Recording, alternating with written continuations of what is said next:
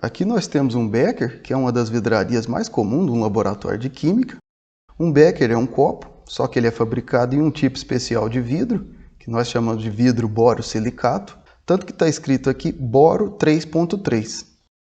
Do lado eu estou colocando um outro copo, que é um copo normal usado em residência, que é de vidro comum. O vidro borosilicato foi desenvolvido pelo Otto Scott e é chamado de borosilicato 3.3 porque o coeficiente linear de dilatação térmica dele é muito baixo, é 3,3 vezes 10 a menos 6 por grau Celsius.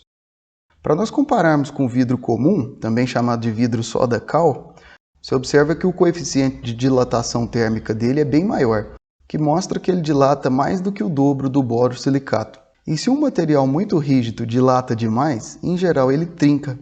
Então, essa é a principal vantagem do vidro borosilicato. Ele pode ser aquecido e resfriado sem sofrer choque térmico. Além disso, a condução de calor dele é bem melhor do que a do vidro comum. E isso é muito bom no caso de você precisar aquecer ele. Significa que ele esquenta rápido e pode esfriar rápido também. Os metais são assim também, né? Eles conduzem bem calor, esquentam rápido, esfriam rápido. Então, por todas essas razões, quase sempre a gente trabalha num laboratório com vidro borosilicato. Eu vou até tirar esse copo normal daqui. Existe becker de vários tamanhos. Aqui eu coloquei um de 50 ml, os menores são os de 5 ml e os maiores em geral são os de 2 litros. Você até pode encontrar becker maior do que 2 litros, mas 2 litros são os mais fáceis de se encontrar nessas lojas comuns. Olha, o volume máximo deles costuma ficar bem estampado. A graduação de um becker é muito útil para você ter uma ideia do volume que tem aqui, mas é só uma ideia. Esse volume é aproximado e você não tem nenhuma precisão nesse tipo de medida. Essa tinta aqui é fabricada com frita de vidro, o que significa que ela é muito resistente a ataque de ácidos, ataque de bases, solventes e até abrasão moderada. Eu coloquei um pouco de água aqui e aqui nós temos uns 200 ml. Só isso, eu não posso dizer mais nada. Uns 200 ml é o máximo que dá para falar. Não vai ser esse tipo de material aqui que eu vou poder usar para medir um volume de um líquido com uma certa precisão, com um determinado grau de confiança. É tudo aproximado mesmo. Eu já mostrei a razão de estar escrito boro 3.3. É só para mostrar que é o borosilicato, que é resistente a choque térmico, né? Por ser fabricado naquela composição que nós apresentamos. E agora nós já sabemos que isso significa também que ele conduz melhor o calor do que um vidro comum. Essa região aqui é interessante para poder marcar com uma caneta, com um pincel. Você pode escrever, por exemplo, amostra 1 e identificar o becker para você não confundir o que tem ali na hora com outra substância, ou até com outro becker que também esteja cheio. Quando nós queremos fazer a agitação de um conteúdo que esteja dentro do becker, nós temos algumas opções. A mais interessante é adicionar uma barra de agitação magnética, que é um ímã revestido de teflon, e colocar esse becker em cima de um agitador magnético. Quando você liga ele, essa barra fica girando e o conteúdo ali fica sob agitação e pode ser uma agitação bem vigorosa. Depois de usar, você desliga a agitação e dá para recolher essa barra de agitação magnética usando um outro ímã. Aqui eu estou usando um ímã de ferrite, esses de alto-falante mesmo, então basta chegar perto ali e ir acompanhando até você poder pescar essa barrinha. Aliás, eu falei pescar, essas barrinhas de agitação magnética também são muito conhecidas por peixinho. Eu já vi o pessoal chamando elas até de pulguinha. Então é bom você saber o nome vulgar dessas peças também. É claro que se você quiser agitar uma solução na mão, você pode pegar um outro instrumento, que é esse bastão de vidro, e ir agitando manualmente o que você precisa misturar. O problema de fazer isso é que tem alguns procedimentos que levam horas em que o material fica sob agitação. E por isso aí é importante você ter um equipamento de agitação magnética no laboratório. Agora, se você precisar agitar por pouco tempo e não quiser usar o bastão de vidro, tem uma vidraria para isso. É o Erlenmeyer, que é esse recipiente aqui. Ele tem um pescoço bem fino, justamente para você ter apoio para poder pegar e fazer movimentos circulares com a mão. E o pescoço fino também ajuda a não perder material por causa de respingos aí caírem para fora desse Erlenmeyer. Uma pessoa que trabalha muito tempo em um laboratório costuma chamar o Erlenmeyer só de Erlen mesmo. Ela pode falar assim, eu vou fazer isso num Erlen de 250, ou seja, ela vai fazer num Erlenmeyer de 250 ml, é o volume dele. Mas voltando à questão da agitação magnética aqui, eu vou te mostrar com mais detalhes por que essa barrinha de agitação fica girando. Dentro desse equipamento aqui, que chama agitador magnético, tem um ímã acoplado em um motor. Quando a gente gira esse botão, o motor gira o ímã interno do equipamento e a nossa barrinha magnética, que também é um ímã, vai acompanhando esse movimento. Outra coisa interessante desse equipamento é que muitos deles, além de agitarem, têm a função de aquecimento. Quando você liga essa função, ele começa a aquecer uma placa. A temperatura máxima que eles costumam atingir é por volta de 350 graus Celsius.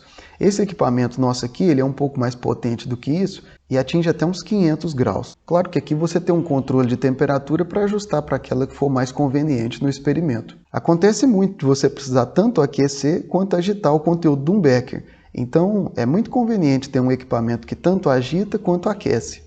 Um detalhe interessante sobre essas barrinhas, eu não sei se você notou, mas eu usei uma barrinha que tem um anel central no meio dela. Esse anel ajuda muito essa barrinha a girar com facilidade numa superfície plana. Você pode ver aqui que ela vai encostar só mesmo no anel e fica com pouco atrito e ela vai ficar bem estável girando em um becker, por exemplo, que tem uma superfície plana. Já essa outra barrinha aqui, olha só, ela é toda lisa. Eu vou tentar girar ela aqui, mas ela gira com uma certa dificuldade, porque tem mais atrito. Então é o seguinte, em geral nós usamos a barrinha com um anel em superfícies planas e essas barrinhas lisas em superfícies curvas, por exemplo, em um balão de fundo redondo. Eu vou montar um aparato aqui para segurar um balão de fundo redondo e te mostrar isso. Esse equipamento aqui chama suporte universal, a base dele é bem pesada, nele eu vou acoplar essa garra aqui que vai prender o meu balão. Aqui para prender basta rosquear ela até ficar bem fixa. Esse suporte universal aqui serve como apoio para eu poder prender várias coisas em laboratórios. E em relação à garra, existe um monte de tipos e de formatos. Essa aqui é só um tipo delas. Essa é uma garra que tem uma mufa fixa, né? A mufa é um instrumento onde a gente parafusa essa garra no suporte universal. Eu fixei essa outra vidraria, bem redondinha aqui, que chama balão de fundo redondo. E olha que interessante, eu vou colocar o agitador magnético bem embaixo desse balão. Depois de deixar tudo alinhado, nós colocamos a barra de agitação magnética lisa dentro do balão e quando você liga a agitação, você vai ver que o sistema agita bem e por mais que a gente deixe numa velocidade, talvez até na velocidade máxima de agitação aqui, a barrinha magnética fica bem estável, agitando vigorosamente. Então, a regra prática é essa, né? Se a barrinha tem anel, nós usamos em superfície lisa, e se a barrinha for lisa, a gente usa em superfície curva. Eu vou desligar a agitação e vou pescar essa barrinha com um ímã de HD. Esse ímã também é muito fácil de encontrar em sucata e é muito bom para fazer isso. Esses ímãs são de neodímio, né? E eles são bem potentes para isso. Existe sim um equipamento, um pescador de barrinha de agitação magnética para comprar em lojas especializadas de produto para laboratório. Mas, sinceramente, tendo um ímã desse tipo aqui, dificilmente você iria precisar de um pescador próprio. Quando um balão redondo está sob agitação, você tem espaço aqui e você pode aquecer o balão usando um banho. Para isso você precisa colocar um recipiente entre o balão e o agitador magnético. Você ajusta a altura do balão, para ficar bem dentro do recipiente e completa o recipiente com água, com óleo, Daí o banho vai transferir o calor da placa justamente para o balão e aí você consegue aquecer esse balão. Dá para ir medindo a temperatura do banho para ter uma noção por alto da temperatura que vai estar eventualmente lá dentro do balão.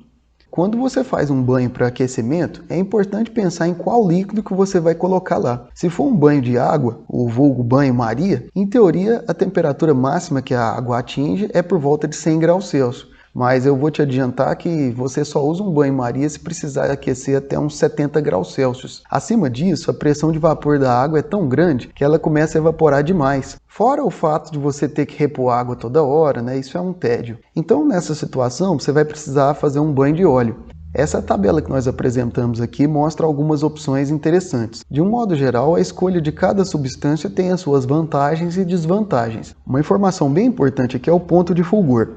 Se for explicado de uma forma bem simples, o ponto de fulgor é a temperatura que a substância pode pegar fogo se estiver em contato direto com uma chama ou com uma fonte de calor qualquer. Nesse caso, o maior problema é porque o vapor formado já cria uma atmosfera propícia para isso. O álcool etílico 70%, por exemplo, ele tem um ponto de fulgor entre 16 a 17 graus. Como nós falamos sobre o balão de fundo redondo, aqui vai uma informação muito importante. Existe o balão de fundo redondo e existe o balão redondo de fundo chato. Por mais que o balão de fundo chato seja prático para você usar, porque é fácil deixar ele em cima de uma superfície, é muito importante te dizer que a espessura do vidro de um balão de fundo redondo é muito maior do que a de um balão de fundo chato. Um balão de fundo redondo, ele é quase 4 vezes mais espesso do que o outro. Na verdade, se você for fazer uma reação química que aquece, ou se você for precisar aquecer ela, então a gente sugere você dar total preferência para o balão de fundo redondo, porque é até perigoso você aquecer um balão tão fino assim como é o caso desses de fundo chato. Vou fazer uma observação aqui sobre a boca desses balões. Isso aí é o que nós chamamos de junta de vidro esmerilhado. É esmerilhado porque foi passado num esmeril para o vidro ficar bem áspero. Nesse balão aqui nós temos a conexão fêmea da junta. E eu peguei, por exemplo, um funil de vidro com uma junta tipo macho para te mostrar essa conexão. Esse é um funil de vidro com a boca bem larga. Em geral ele é usado para transferência de sólidos. Existem vários tamanhos de juntas diferentes. Essa aí é uma junta do tipo 24-40, o que quer dizer que o diâmetro interno da parte fêmea é de 24 milímetros e ela tem o comprimento de 40 milímetros. Nesse desenho aqui nós temos, por exemplo, uma junta 19-22, onde você pode ver melhor essas dimensões. Essa imagem foi adaptada do livro do Zubrick, que é um livro muito interessante, vou deixar aqui como referência bibliográfica para você consultar. Eu vou aproveitar e te mostrar uma filtração desse óleo residual de frituras. E olha só, ele está bem sujo. Ele tem esse material insolúvel aí, tem um aspecto turvo também, que nós chamamos de material particulado, né? Que está disperso ali. Para isso eu vou usar o suporte universal, que nós já te apresentamos. Nele nós colocamos um becker para poder coletar o material que for filtrando. E aqui eu vou usar uma garra para poder prender o funil. Inclusive o ideal nem seria uma garra, seria um anel de metal que iria segurar a parte cônica do funil, assim ele não ficaria deslizando, né? Ele ficaria bem alinhado.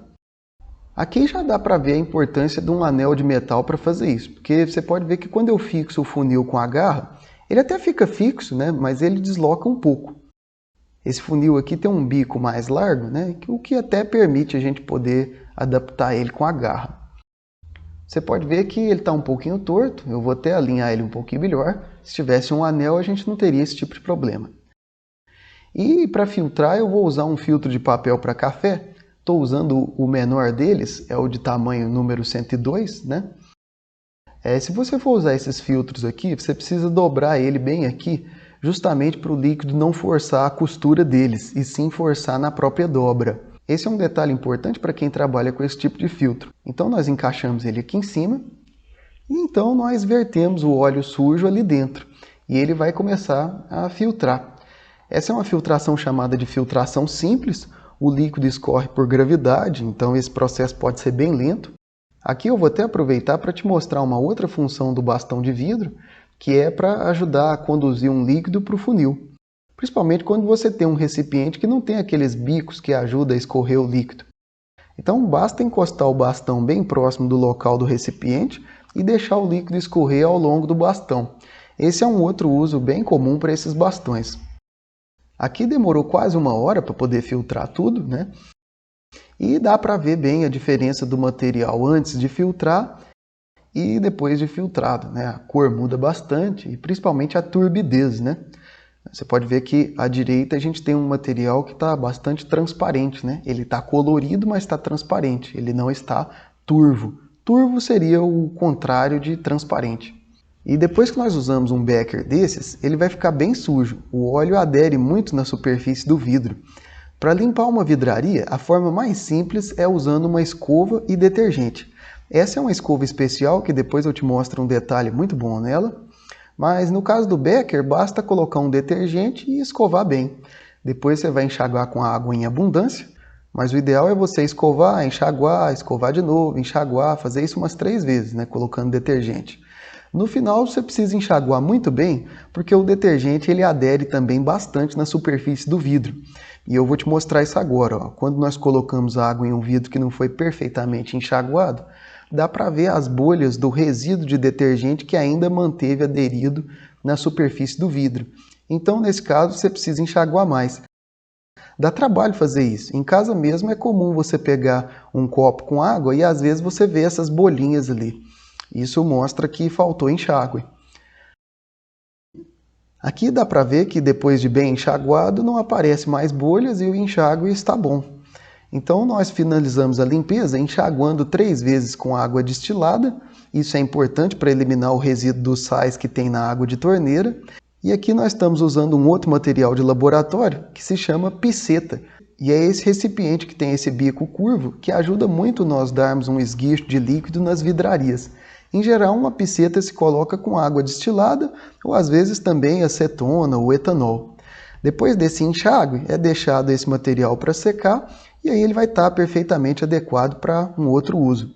Agora, em relação a essa escova, esse detalhe aqui é muito interessante. Se você fosse limpar um balão redondo, você pode ver que ia ser difícil para fazer a limpeza da lateral interna dele. É por isso que essas escovas são flexíveis e você pode dar a forma mais adequada para elas dependendo do formato da vidraria que você precisa limpar. Aqui, por exemplo, essa dobra aqui ajuda bastante a atingir essa lateral do balão. Aqui eu vou forçando e vou tentando tirar o material à medida que eu for colocando detergente e água, é claro. Aqui eu quero te mostrar só a questão do formato. Esse vídeo ele é parte de uma série de vídeos que nós vamos fazer aqui para o canal e em breve nós vamos estar publicando as continuações. Um grande abraço a todos e muito obrigado por assistir esse material.